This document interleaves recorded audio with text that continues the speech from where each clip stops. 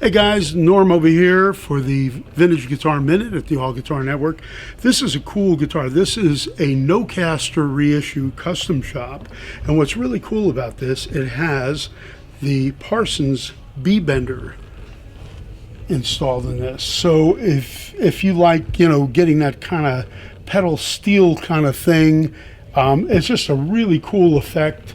And I used to play with a guy named Rick Vito years ago, and he used one of them with a B-bender like that and got just some incredibly great sounds. So just something very cool. I'll show you a couple more. This guitar is a brand new Gibson R9, but this is one of the ones that we commissioned ourselves. So this, I hand selected the top. It's Tom Murphy painted and aged, and so I had to pay $2,300 extra to have Tom Murphy paint it, $1,200 more for the aging that he does on it, plus $600 to hand select the top.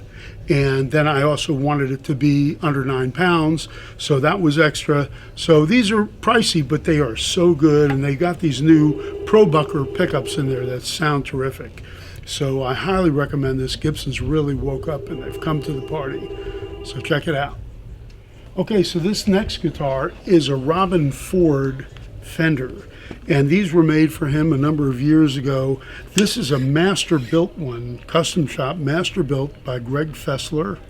It's number 52, and these are very unusual in the master built. This is like the Ultra Robin Ford, so it's really cool.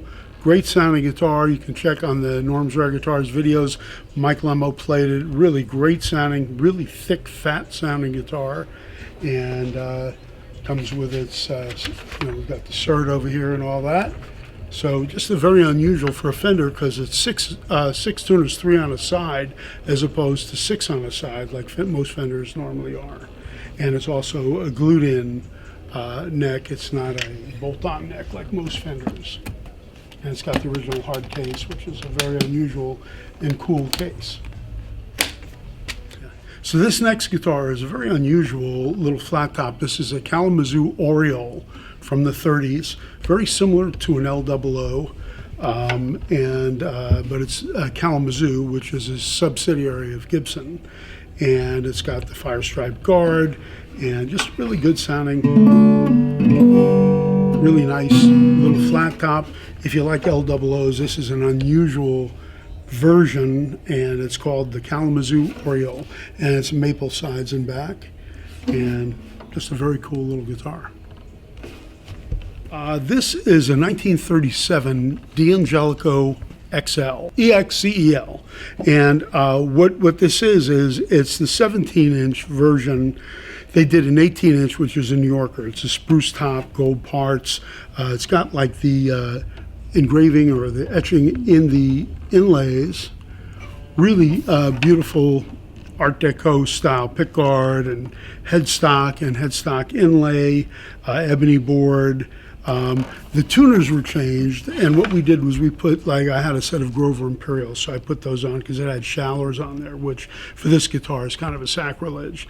And beautiful maple sides and back. This is like one of the great arch tops of all time. He was a boutique builder to the stars back in the day, and this is a 1937. So it's an advanced model with the 17-inch body.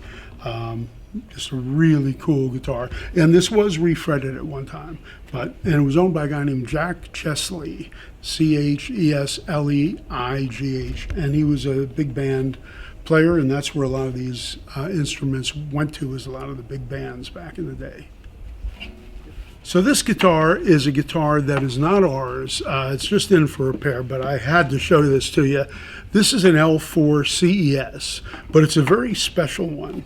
It's got, if you look at the pickup covers, there's etching on the pickup covers, and it's in an unusual blue color, gold parts, of course, but what's really cool about it, this was made for Henry Mancini, and it's owned by his son, Chris, and just shows you what Gibson's capable of doing, and some really beautiful graphic stuff on here.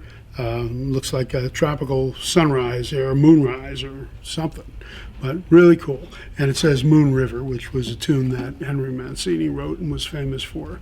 So just a very cool guitar. Thought I'd show it to you before Chris picks it up. Okay, this guitar is a very rare Martin. It was originally made Hawaiian, which meant you played it on your lap with a slide, but this has been converted. So this is a 0040H, which stands for Hawaiian. It's got the mother of pearl around the top, sort of like, and around the sound hole, like a 42 model. But again, it was made Hawaiian. It's been converted to play standard.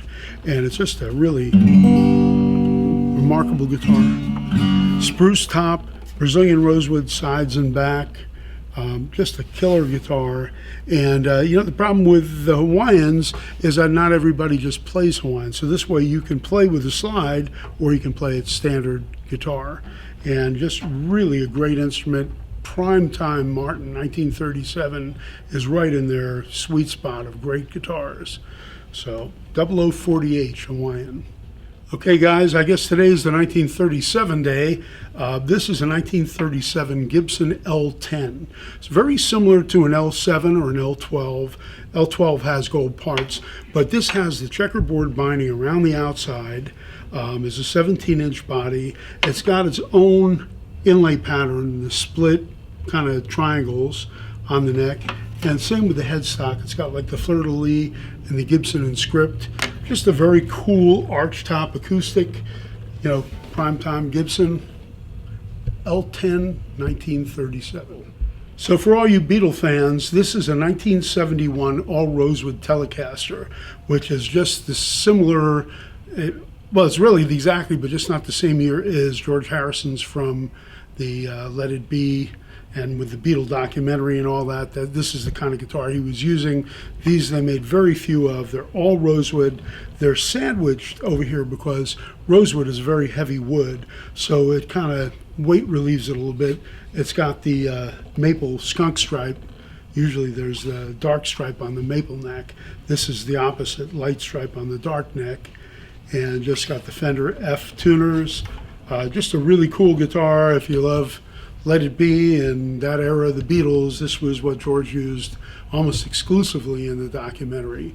Very cool guitar, and it's mine right now, but it can be yours right here at Norm's Rare Guitars. Keep watching the All Guitar Network. Love the All Guitar Network.